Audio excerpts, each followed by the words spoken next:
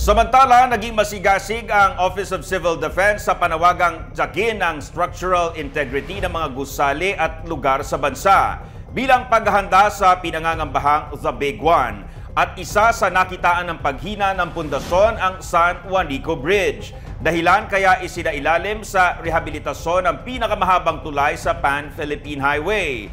Ang Civil Defense in action sa report na ito. Higit sa 12,000 sasakyan ang dumaraan sa San Juanico Bridge kada araw. Ang 53 taong gulang na tulay ang nagkokonekta sa mga lalawigan ng Leyte at Samar. Daanan ng mga pasahero mula Luzon patungong Visayas. Ruta ng mga truck na lula ng petrolyo, pagkain at serbisyo.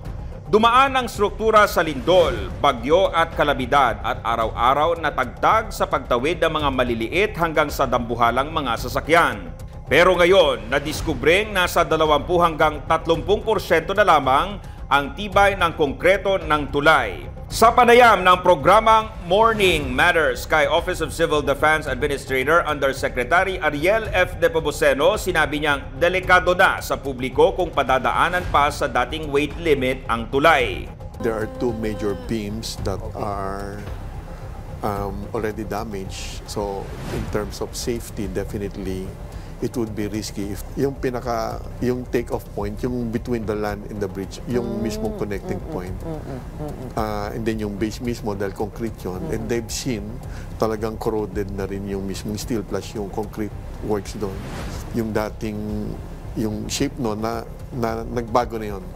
Ayon kay Yusek Nepomuceno, malaking bagay na puspusan ang paghimok ng OCD sa pamahalaan at pribadong sektor na magsagawa ng assessment sa mga tulay, lalo na ang mga matatagal na upang maiwasan ang malaking pinsala kapag liyanig ng malalakas na lindol. The DPWH supported everyone's call, actually not only OCD's call, to be more aggressive in checking all the critical Buti na lang po structures. pala, ano? Matapos mabuo ang San Juanico Task Group sa direktiba ni Pangulong Ferdinand R. Marcos Jr., ipinagbawal ang pagdaan ng mga sasakyang may bigat na lagpas 3 tonelada. Bawal na rin dumaan ang mga tao sa tulay, pero palulusutin ang mga coaster at light vehicle sa paghahatid ng mga pasahero. Isasakay ang mga pangkomersyo at kargamento sa mga freight at rolling cargo service mula Ormoc City patungong Calbayog City, Samar at pabalik. Walang alternate land route dyan. So talagang Roro. And then we're looking for additional alternate routes ng Roro. Meaning hindi lang isang port yung lalandingan sa Basay. Madaragdagan ng 8 hanggang 9 na oras ang biyahe dahil daraan sa dagat. Kaya't nangangamba ang publiko na baka tumaas ang presyo ng mga produkto. Kaya isang hakbang ng OCD.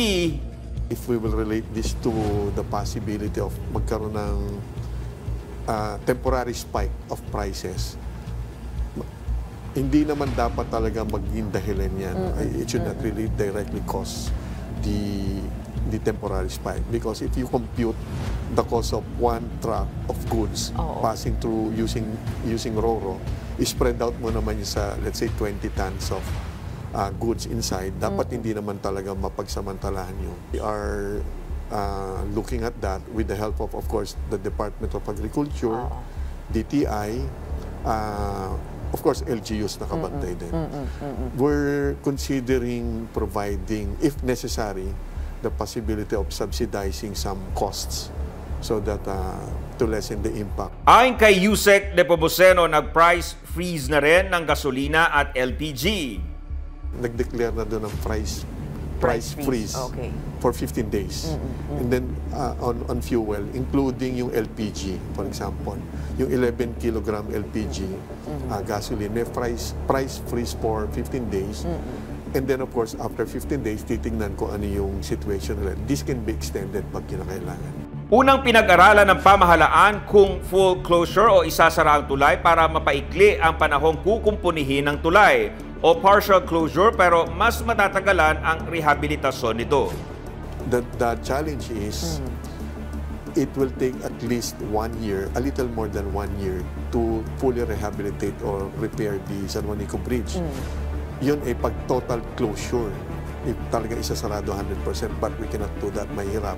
So the better option is partial closure like what's being done now. Pag partial closure naman, it's a little more than 2 years bago matapos.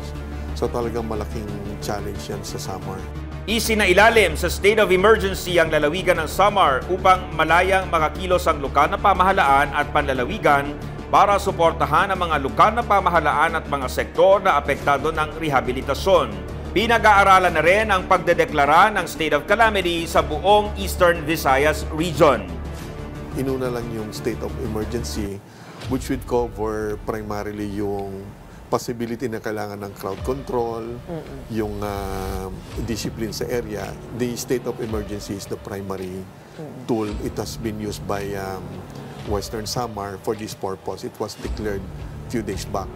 But the entire region is now considering using the declaration of state of calamity. May konting difference yun. That with the declaration of state of calamity, it will allow the LGUs, including the national government agencies, to be able to using a different mode of procurement, emergency procurement, to help the region. Kasi magpo-focus pag state of calamity, magpo-focus sa relief efforts pag kinakailangan. Yun nga, paano pag dumating pa yung bagyo,